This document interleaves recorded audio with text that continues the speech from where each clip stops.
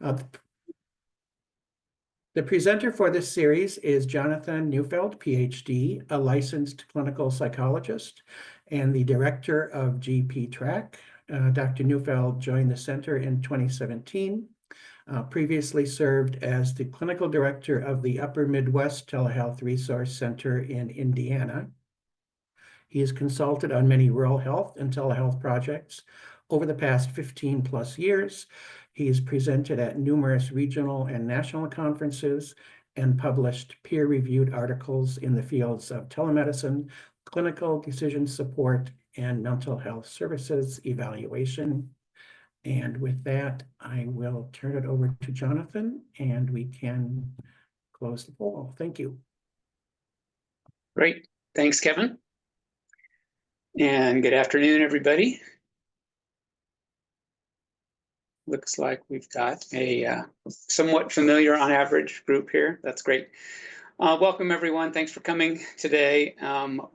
I hope to provide just a bit of an update about where we are in the world of telehealth these days and where we can expect to be, to the extent that we can expect anything reasonably.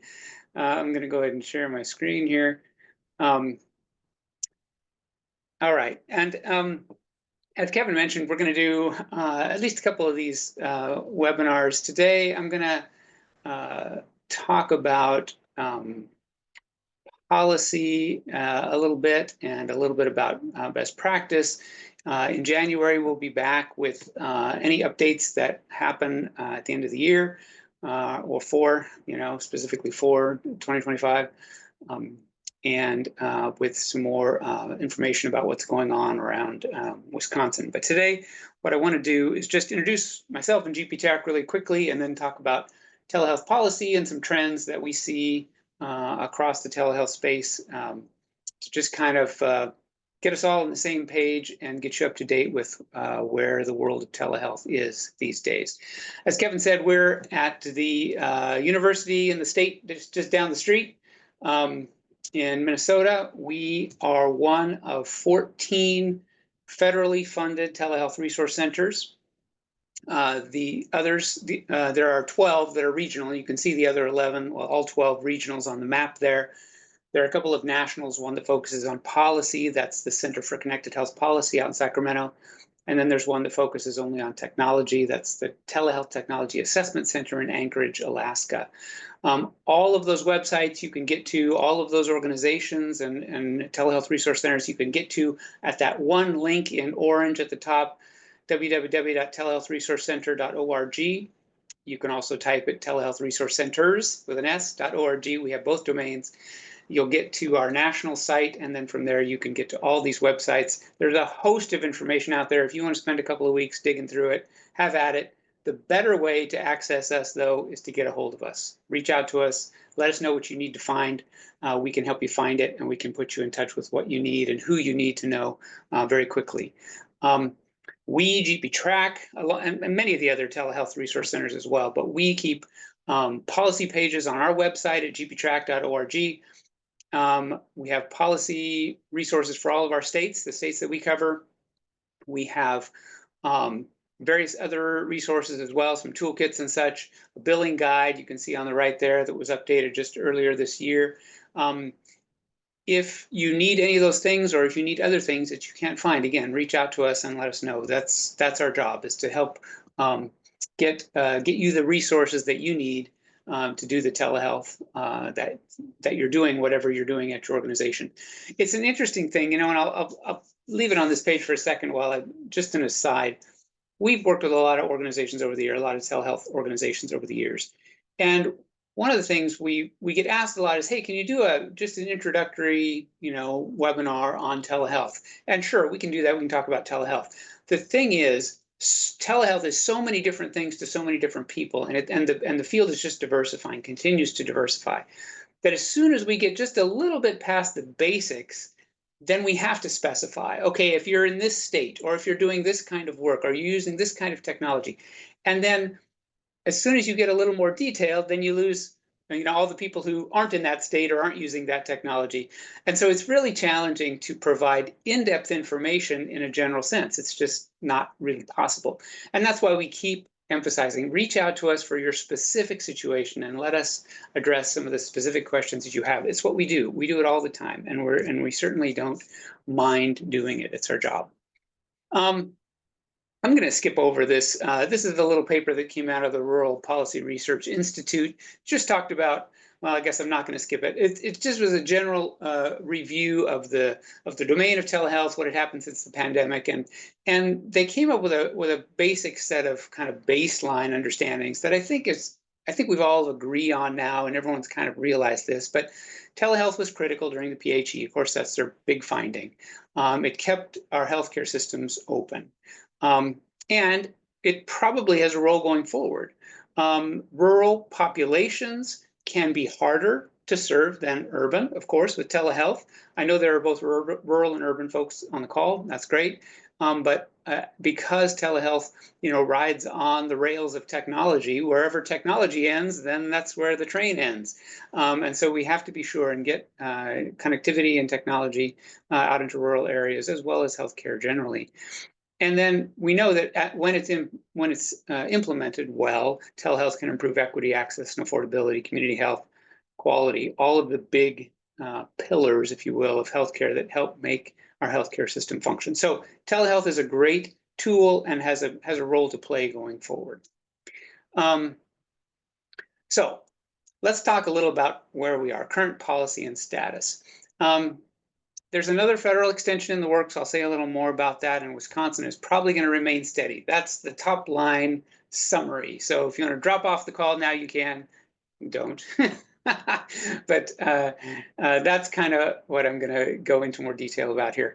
What we've learned over the last couple of years is that almost everybody does some kind of telehealth. In surveys, upwards of 90% of organizations, healthcare organizations, have some kind of capability. About 60%, maybe a little less, do it regularly. It really depends what field you're in. There are periodic surges in use during inclement weather, certain patient groups that you're targeting, various situations that arise that you use telehealth, and you use it for those specific situations where you need it. The medical appointments, it depends, again, what domain you're in. Health centers, the federally qualified health centers that I focus on a lot, their medical utilization is about 5 to 15% of their overall medical encounters are telehealth. Behavioral health, 20 to 50%. It's going to vary in non-FQHC spaces. The FQHCs tend to do a little more than other commercial clinics, but that's kind of where we have settled. The other thing we've learned, or another thing we've learned, is that we all do it differently. There are lots of variations and versions of telehealth, and the fact is some work better than others. And so what we're really trying to figure out here is how to do it better, how to do it the best that we can for our organization, doing the things that we need to do in our organization. Some folks are going to do it better than us. Some are going to do it differently than us. And that's just a fact of life. Almost anything that you need to do or want to do or are curious about doing via telehealth, somebody somewhere is doing it. And probably somebody somewhere doing it better than you are. Someone else somewhere is doing it less well than you are. There's just a broad range across the board. And so I just am wanting to underscore the fact that there is not one right way or one best way or one right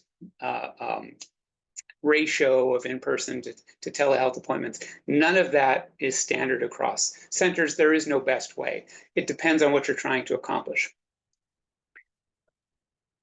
This is just data from health centers, again, FQHCs across the country, but it just shows during the pandemic, during the first year of the pandemic, the adoption of telehealth across all 1,400, well, a large chunk of those health centers. And you can see the researchers just divided them into 6 groups. And you can see the first group there in teal, they just never really adopted much, except for that one little straggler. The red group adopted more early, but then petered out. Same with the yellow. They adopted even more early on and petered out. And then the bottom row are groups that tended to hang on to telehealth longer and longer during the whole course of the first year of the pandemic. All this is just to say there's a variety of patterns of use of telehealth across the pandemic and even into the present. Another thing we learned during the pandemic is that telebehavioral health was different than medical care, okay?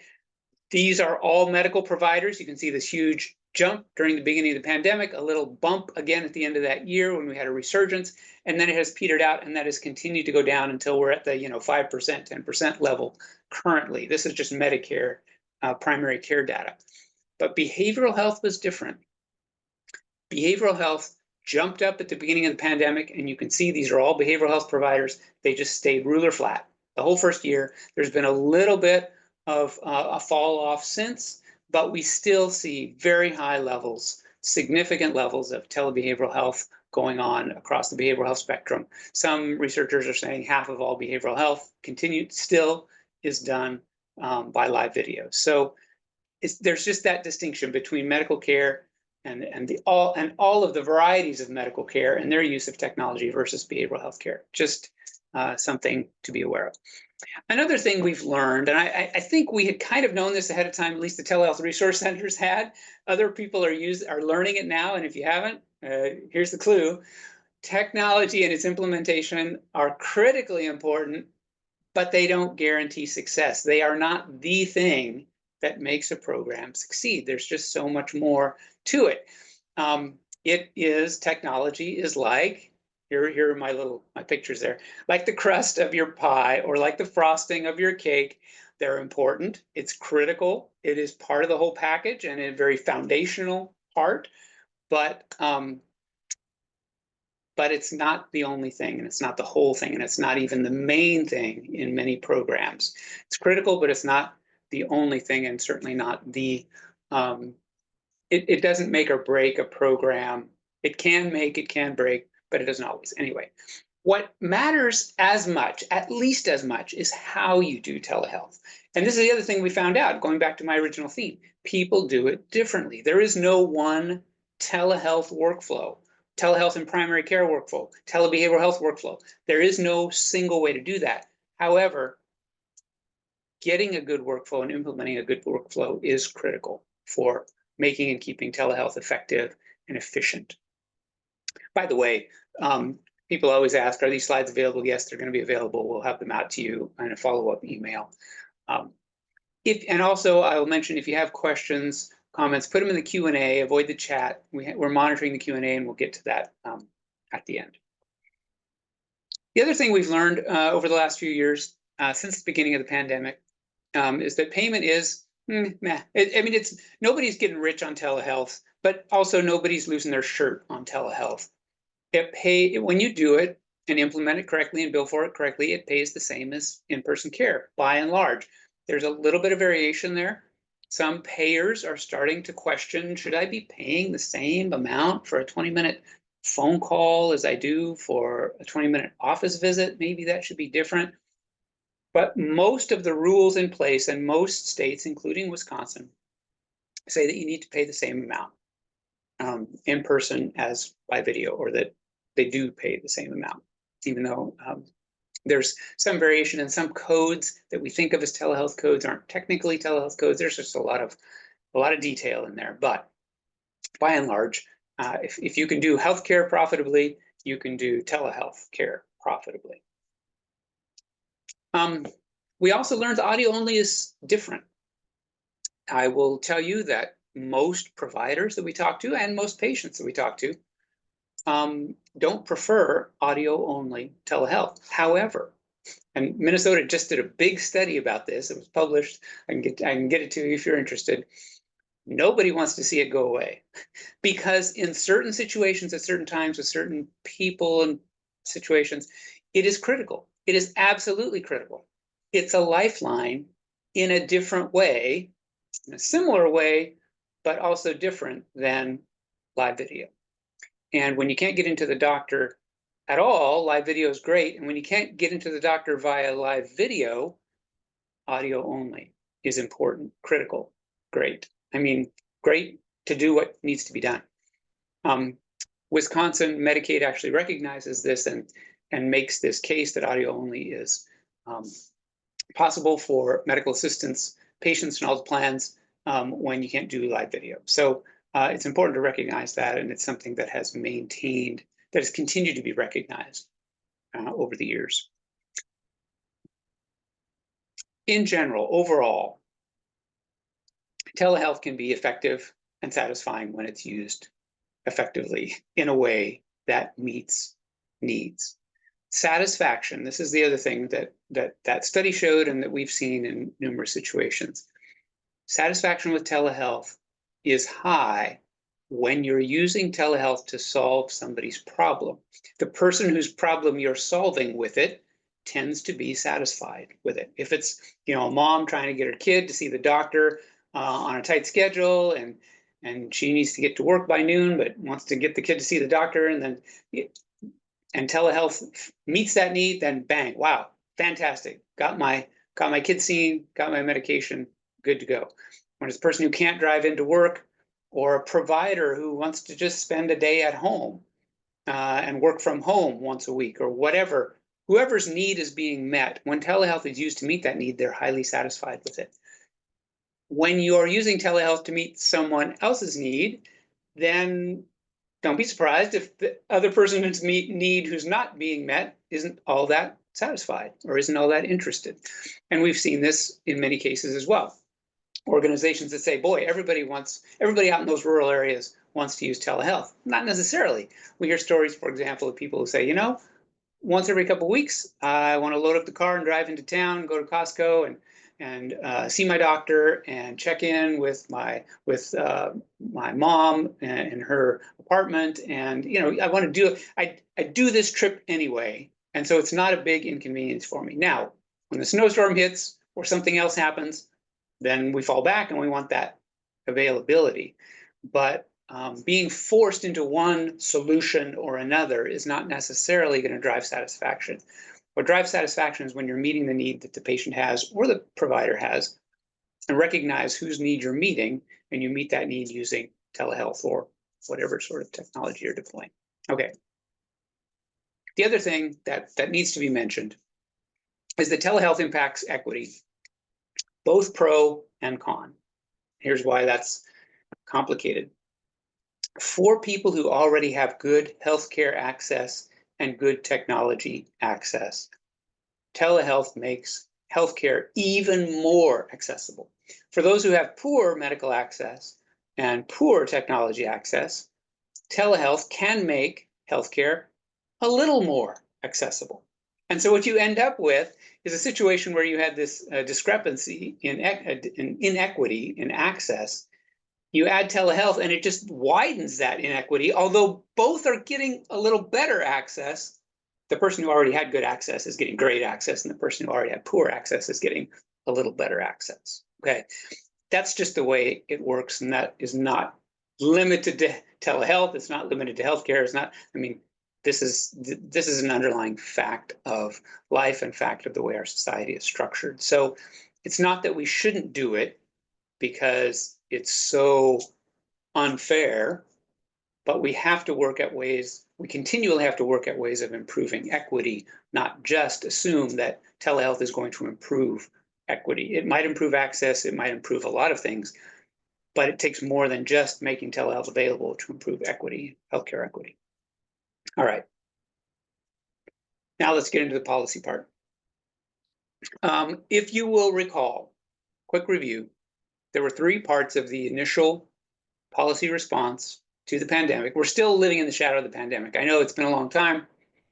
Pretty much things are back to normal, but we're still living in that shadow. And the original response, Medicare had a bunch of flexibilities.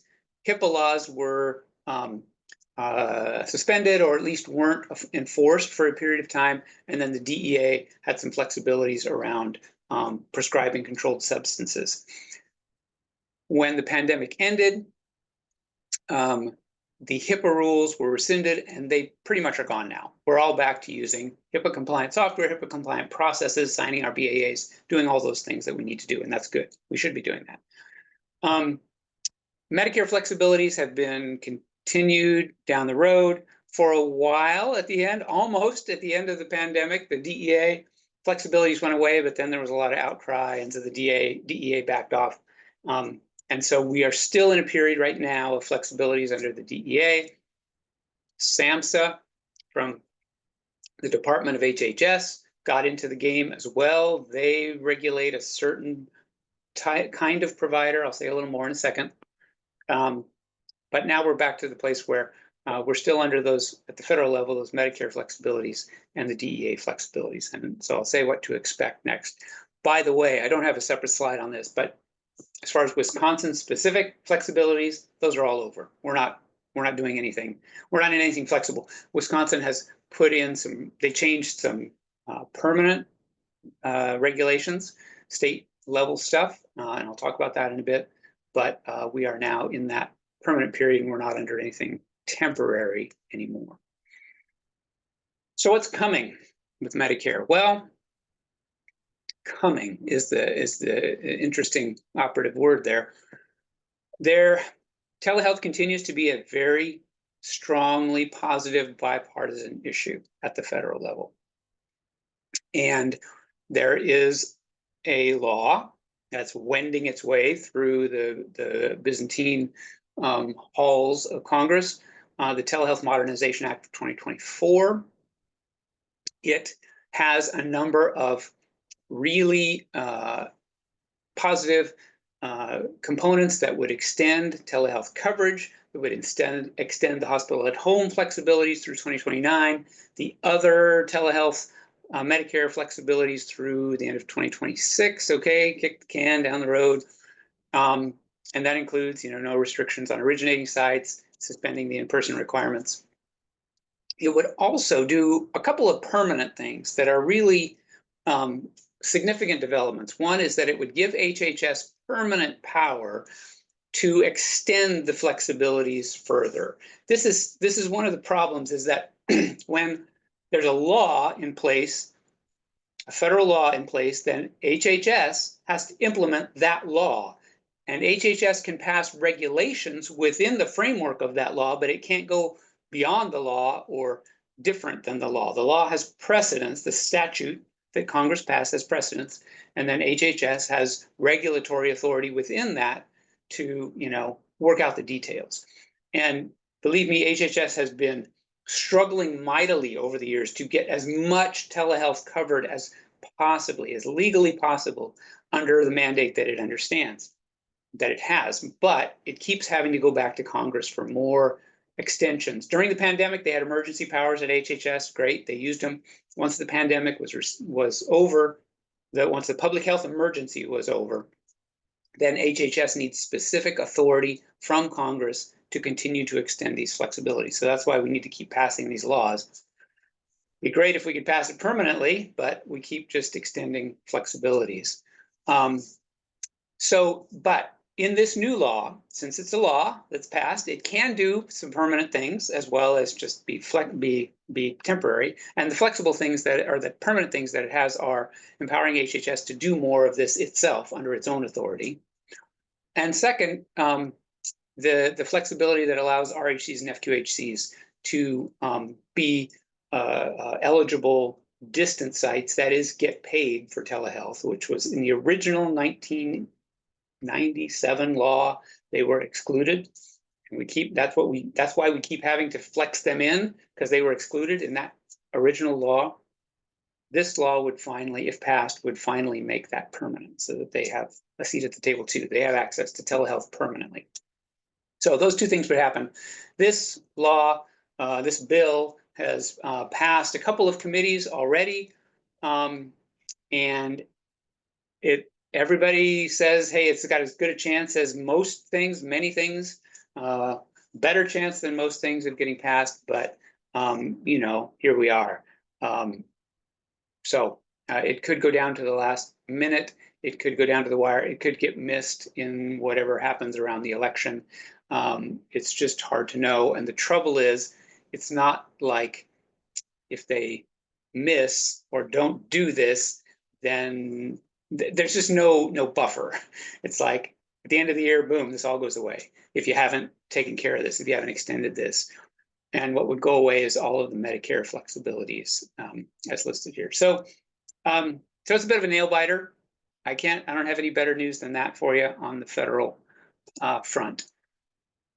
DEA is equally kind of weird.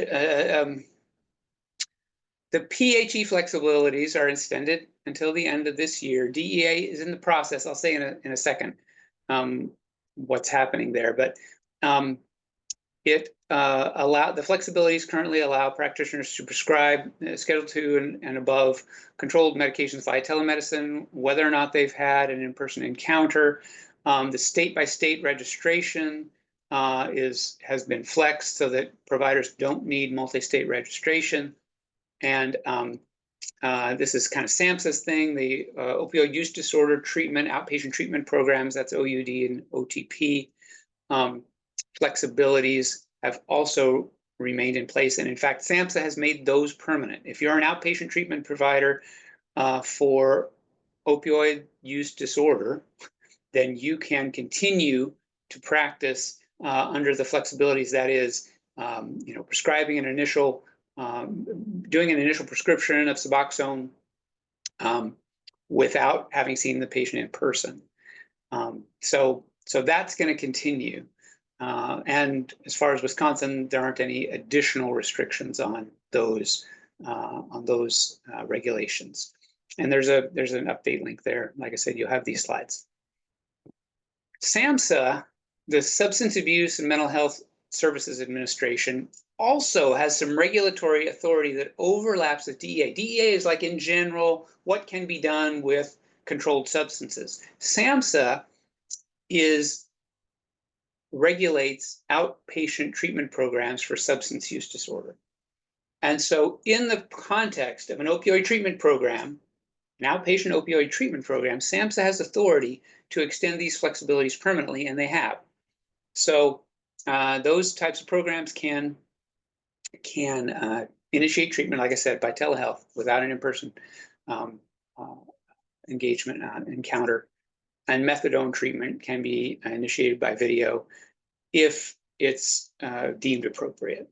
So, and they're clear. They're very sure to make clear that they are not regulating all prescription of methadone. This is only in the context of those outpatient treatment programs. All right, if you need more details on this, let us know. In the meantime, DEA has proposed a new set of rules. Nobody knows what's in it yet. Well, none of us in the public know what's in it yet because it hasn't been, the text of the new rule hasn't been published. It's just been submitted to OMB. This is just a recreation of the record of them submitting to OMB for review in October their final rule, which is titled Third Temporary Extension of COVID-19 Telemedicine Flexibilities for Prescription of Controlled Medications. So we kind of know what's in it, or we know what it's about anyway. We don't know exactly what it says, but it looks like it's going to be another year extension, possibly two. And there's a whole sort of soap opera around this, and DEA is really behaving I want to say they're behaving badly, but there's some congressional reps that are very upset because, in a sense, so basically Congress did pass a law saying, DEA, you need to create this registry for telehealth. And the DEA has dragged its feet on it since 2008, even though there was another law passed in 2018 saying, hey, DEA, remember that law we passed 10 years ago? You still need to do that. And DEA just kind of not hearing you.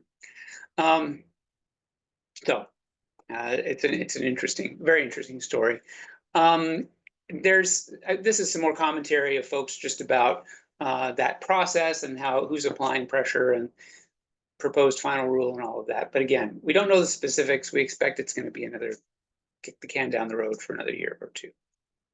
All right, you can review this when you get the slides. Wisconsin Medicaid rules. This is the current state that were passed in 2022, revised a little bit in 2023. They are going, they are fairly consistent, and there doesn't look like there's a whole lot of change in the works. But basically, Wisconsin has a very solid coverage in the medical assistance program and Forward Health, the MCO, to cover telehealth. And it covers audio only, and it covers remote monitoring. Basically, anything you need to do via telehealth is covered by Wisconsin medical assistance programs, Wisconsin Medicaid. So, including store and forward, including a lot of various channels for telehealth. Also, anyone who can bill Medicaid can use telehealth and bill for telehealth encounters. So very simple regulatory framework there. We need to remember that there are documentation requirements, just like in person. There is adequacy of technology requirements. You have to be doing an encounter that provides as much information, as much actionable information as an in-person encounter to be valid. So you can't just pretend that telehealth is just as good for all the things you need to do. If you really need to palpate someone's abdomen, if you really need to look in their ear, then you need to find a way to do that, whether it's in person or with some sort of peripheral or something. We don't have any palpation peripherals yet, but there are quality requirements. But that said, any provider can use telehealth. The other thing is that there is a clause in the regulations that says if the patient says, I really need to see somebody in person, then you need to refer them to someone who can do that. A provider can't say, no, this is your only option. You got to use telehealth. You can't force a patient to use telehealth if they're not interested in that. Remote monitoring also available. Only certain providers can initiate and supervise RPM, and they're basically medical providers, physicians, PAs, and advanced practice nurses. So, and they need to make arguments for medical necessity and provide a rationale and some sort of direct impact. Like I said, there's no big news on the forefront for Wisconsin. These policies have been pretty stable for a couple of years now. They cover all the major kinds of telehealth and all the major practitioners, including care management codes, which I often talk about, but I won't say anything more about today. It's a type of care that is billed on a monthly basis and provides wide latitude in terms of technology use. There were a couple of things that almost happened. There was one change too. Wisconsin added its membership or added itself to a couple of interstate licensing compacts, which is great. And I think they were for counselors and one other group, PAs maybe, or something. I don't remember which exact ones. But there were a couple of other interstate, out-of-state licensee bills that didn't pass. There was one that would have made it possible for physicians from out of state who had a valid license in another state to see patients in Wisconsin. That actually passed the legislature, but was line item vetoed, if I'm not mistaken on that one. There were a couple of others. One of them, SB 515 for mental health providers specifically, that they from out of state could see patients in Wisconsin. There was another one for any provider who was seeing medical assistance patients, Medicaid patients within Wisconsin. That also didn't pass. So there have been some attempts there to broaden accessibility through licensure laws that came close but didn't change anything in the last year. And we'll see if those efforts continue or not. I don't have an inside scoop on that. All right, I want to just say a couple of quick things about practice trends that we're seeing, that GP Track and other TRCs are seeing across the country in telehealth. This is more general stuff. It's a step back kind of view of what's going on in the world of telehealth. So I just want to make a couple comments about that at the end here. Some of this is, well, this isn't new if you've been in the space for a while, and if you are thinking about telehealth, you will know this. And the example that I'm going to draw on comes from banking. We all have seen this switch from, the interface that we used to bank used to be a person in person, and then it became an ATM, a machine at the side of the building or that we drive through, and now it's our mobile app. I don't know how many of you use them, but bang, bang, bang, everything you want to do. within reason, is on your app.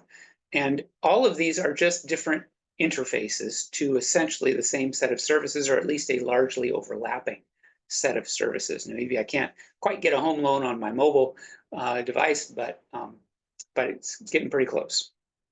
And the fact is that we, as a society, are more mobile now, and we're using more channels. We used to all live on the farm together, and we would just talk across the dinner table whenever we needed to connect. And this is outside of healthcare. I'm just talking about people seeing people, families seeing family members, or talking to loved ones, talking to your friends. You used to see them in person very often. And now we have switched to doing it much more virtually, more often. It doesn't mean we don't want the kids to come home at Thanksgiving. I sure do. But I'm also taking advantage of the flexibility and the convenience of other channels like video and audio. And there are even things that I just check in by text, which is the most peripheral of all. It's like, how you doing? I'm fine. There are different channels for different kinds of communication. And of course, healthcare is picking this up too. We used to predominantly and exclusively do healthcare by in person. We have, over the last few years, especially added the video and audio as channels, and we're increasingly seeing mobile apps available. Not only that, the balance of those interfaces is changing from almost everything in person, a little bit of audio, video, every now and then a mobile app. Just like with banking, that shift is moving us toward lots of types of communication being, in person when necessary, but virtually much more often, and probably will continue to increase. And in fact, most of the growth, or a lot of the growth that's predicted, is in that area of not just mobile devices, but even lighter touches, lighter, more frequent touches, but not so intrusive, not so immersive, but just touching base more often. And I know, as a health behavior change specialist, which does integrated primary care and health behavior change is my specialty area, that's the best way to change behavior. And we're managing more chronic diseases now when we're trying to get patients to either take a medication or change their behavior or follow up on an infection by taking pills. Whatever it is we're getting them to do, it ends up most of the time being behaviors that they need to implement. And so having lots of light touches is a great way to do that. Not only that, but care and all kinds of economic activity, if you will, is moving closer to the home. And so not just using video and using our mobile devices, but even getting healthcare at home. Hospital at home is a big program. Many of you are aware of all of this, but we're tipping, the scale is tipping back that way, the pendulum swinging back that way, whatever metaphor you think is appropriate, but we are really trying to enable more of that, getting the care closer to where the person lives most of their life. And that's a trend that's going to continue. To summarize it, telehealth isn't going to replace in-person care in many situations, but my point is that innovative possibilities exist to move care closer to the patient. Lots of innovative possibilities. And providers and organizations that are leaning into telehealth, that are saying, boy, now that we got this telehealth thing, what can we do with it? What they're doing is exploring ways to marry targeted physical contact when necessary with vastly expanded virtual contact to bring the two together and wrap the whole treatment plan in a combination of touches in person and virtual to improve access, efficiency, flexibility, convenience, and ultimately outcome. Okay, so it's not like, are we going to close the clinic on Fridays and just do virtual? It's how much of the next 10 times that I need to see this patient need to be in the office? How many of those could be video calls? How many of those could be virtual touches? How many of those are just a check-in, a text that they reply to, a little 3-item questionnaire, and we check in, how are things going? Great. Okay, I'll see you next week. There's a lot of exploration in those domains. to the extent that those are the kinds of services that your clinic or your group or your organization provide, those are going to continue to grow.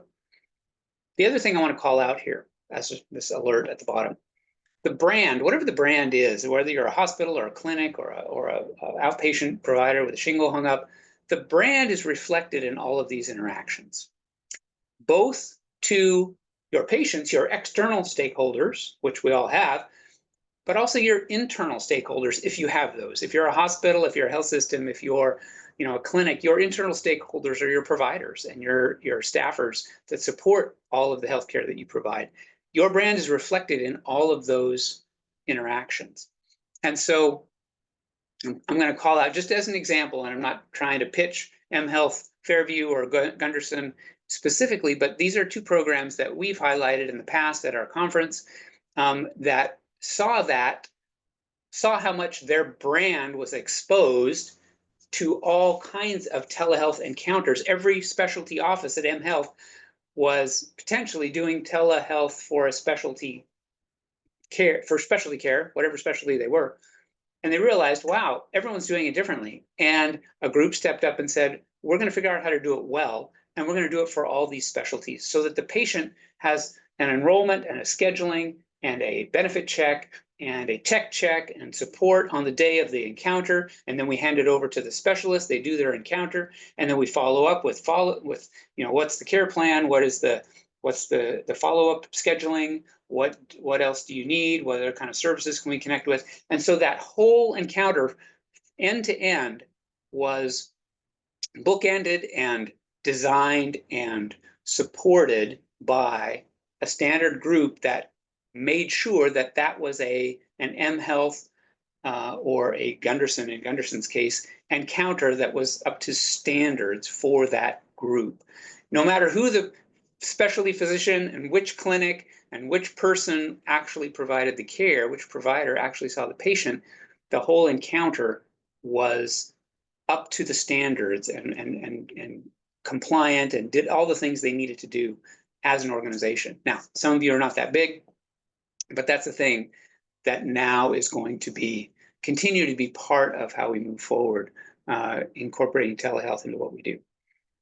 A final note here, we hear this in a lot of places, and it's an aphorism, I guess, in society, but and I think it's attributed to Bill Gates, but change comes slowly and then all at once. And I feel like we are in that, change was barely on the horizon back before the pandemic. Pandemic hit, a whole bunch of things changed. We are now kind of regrouping, and in this change it's coming slowly again, but slowly in a very different way. Slowly, like methodically, like inexorably. Change is coming. And before we know it, all of a sudden it's going to flip, and we'll be in a world where virtual encounters in healthcare are just commonplace, standard, and we'll need to be ahead of that. That's the sense that I get and that others in the field are getting. Obviously, it's my field, and so I am not necessarily a dispassionate observer.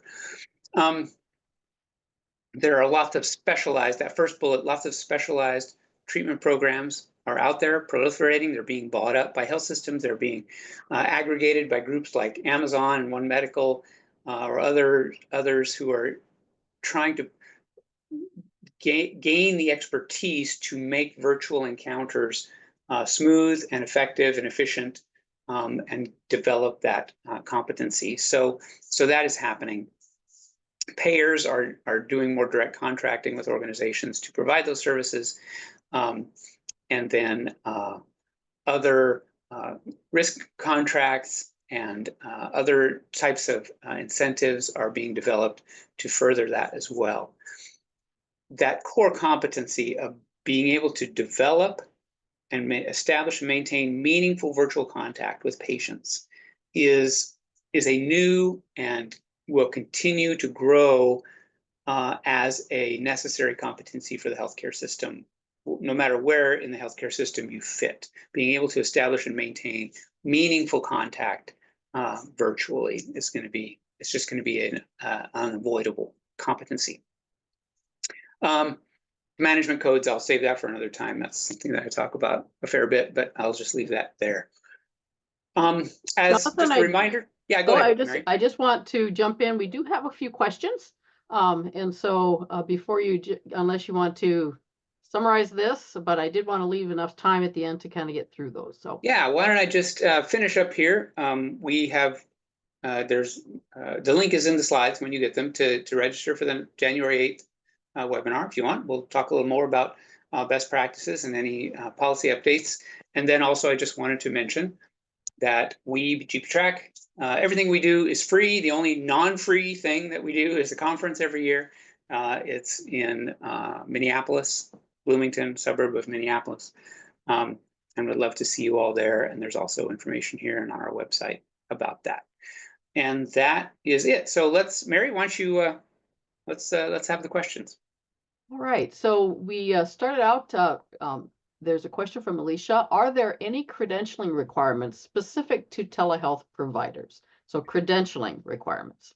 Short answer there is no. But the longer answer is it depends who's asking about the credential, right? I mean, credentialing is always of a certain person to a certain party, right? You credential to a hospital or to a payer or to some interested party. There was talk about payers saying, hey, we want providers who are going to build telehealth to have some sort of training in telehealth. That has never, no, I shouldn't, I take it back. There are some payers in some states that have said, yes, we would like you to say that you've got a 1 CEU credit, or you've got some kind of certificate, or you've got something that says you know how to do telehealth. But not in Wisconsin, and it's rare yet that there's any sort of credentialing requirement specific to telehealth. Right now, we don't see it moving too far. However, I will also point out that everybody who's licensed, their professional societies will say, don't do something that you don't know how to do. I mean, that's a standard professional ethics requirement. And so if you don't know anything about telehealth security or, your virtual presentation and manner and documentation and all of that, then you probably should get to know it before you do it. But short answer on that is no. And then Alicia did follow up. She has a question that says, is there a 3-year credentialing cycle for telehealth providers accepted by RHCs? So kind of sounds like no, that is also no. Yeah, I would say no, unless, if there's something specific to RHCs about credentialing in general that we're not aware of and you want to follow up with us, we can look into that more specifically. But as far as telehealth specifically for providers, no. Renee is asking when and if there is a chance for telehealth in dental facilities. And the answer is to that is yes, but I'll let you elaborate. Yes. Teledentistry is a thing. It happens a lot. It happens I think most of it is happening at FQHCs, which, as you may know, do primary care, behavioral health, and dental care. And if you want some more resources on that, we are happy to provide them. I don't think we have do we have a toolkit, Mary, on dentistry? I don't know that we do, but we certainly can find more information on it and are happy to. We do not, but I think some of the other TRCs might. Yeah. So we can get you more information on that. It is primarily used in 2 ways. One is screening for in schools or elsewhere, screen and say, okay, this kid needs to get in to see the dentist right away. And the second is for states that have dental therapy licenses. Minnesota's one, Wisconsin is not one, but then that dental therapist who can do certain procedures is supervised by a licensed dentist, and they use telehealth often to exchange diagnostic and therapeutic information. So follow up with us if you need more. All right, so we've got a question. Let's see, make sure I haven't missed anything. Can you please clarify for Wisconsin RHCs, telehealth reimbursement for rural health clinics has received federal health extension through the December 24, but waiting on bill to pass to see if RHC telehealth becomes permanent. In essence, RHC telehealth is still up in the air until that bill passes. Is that correct? Yes, that's correct. We are in a flexibility period for RHCs to be able to bill for it. Now, you could always present the patient to some other provider and they could bill for the professional fee. But right now, RHCs can do that billing, but only because of a flexibility waiver. And if that doesn't get extended, it'll end at the end of this year. If it does get extended, then it goes as far. If that bill that I mentioned passes, it will become permanent. So here's hoping. But that's the status. That's correct. Lynn asks, what are the requirements for the consent, especially when no initial face-to-face encounter? How is this best done electronically? Yeah, the requirements for consent are really the same as for in-person care. So, if you're engaging in care, then you need to have all the same consents, that you would if you were in person. The only additional things are, it is generally a best practice to say something about, we're going to be using telehealth. There are some times with telehealth, some privacy risks, some confidentiality risks. If your door swings open and the kid runs in, they might see the doctor on the screen. If there are also possibilities, since we're sending information over the internet, somebody could intercept that. Now, it's highly unlikely. These are encrypted communications, et cetera, but it is a best practice to let people know there may be some risks as well, including the fact that the doctor may not be able to see you in person immediately if an emergency arises via telehealth.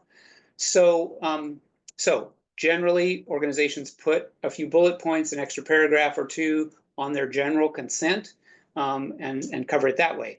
As far as how it gets done, there are, by any means necessary is what it boils down to. For organizations that use their patient portal, if they have a Epic MyChart or some other portal, they'll often post documents there for patients to sign and have some sort of signing situation there.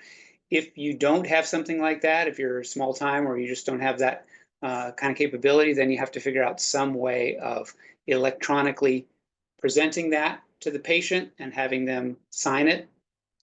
During the pandemic, we could do verbal consent that was followed up with a signature, but we're back to the HIPAA rules and best practices generally would say that you have to have some sort of documented consent before you can say, this is my patient, I can bill for services that I provide to them. And as far as the technical specifics, it's going to vary. And follow up with us if you need more ideas, or the folks at TTAC would have some ideas as well. All right, we have 2 questions left. Hopefully we can get to those. Would you speak more to the Wisconsin Act 180? Can a Wisconsin hospital contract with an agency outside of Wisconsin for hospitalist services? Yes, they can, but those hospitalists would need to be licensed in Wisconsin. Now, what did pass in 180 was that they don't have to, that group or those individual providers don't have to maintain business addresses in Wisconsin. So that was one thing that did pass, that said, okay, say that they're all sitting in Minneapolis doing their hospital care or whatever. They don't have to open an office in Wisconsin just to get an address so that you can contract with them. They can be sitting wherever they need to be sitting, but they do have to be licensed in Wisconsin to see patients in Wisconsin. Healthcare happens at the patient's location. That's a standard legal principle. So that's a short answer. And if you need more details, follow up with us. All right, and then the last question that we have currently is, currently we can bill as a visit via the waiver until the year's end. After that, we can only get the originating site fee? Yes, that's what that means. I assume you're an RHC or an FQHC and you're following up. Yes, that's what that means. The waiver is what made it possible for you to get a visit as an RHC or an FQHC. And I'll say, just as an aside, I'm convinced that the majority of healthcare that's going on today is happening because of the waivers. And those waivers would take a huge bite out of, especially the safety net healthcare, especially the all of the publicly funded healthcare that's happening by telehealth right now is specifically because of those waivers. That's why they're such a big deal. All right, we've got a post-webinar question. I'm going to stop my share, and Mary, you can encourage people to fill out this question. Right, and I will turn it back to Kevin if you have anything to wrap up with.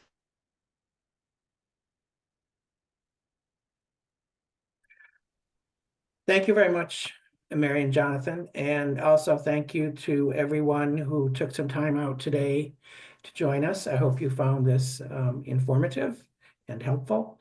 As we've mentioned a few times, next in our series, it will be January 8th, same time, same place. You can put it on your calendars, 12 to 1. And I think that's about it. If you have anything else to add, Jonathan, Mary? I don't. Thank you very much for the invitation, and thanks everybody for attending. And take the last 2 seconds to fill out the question, and we will see you next time.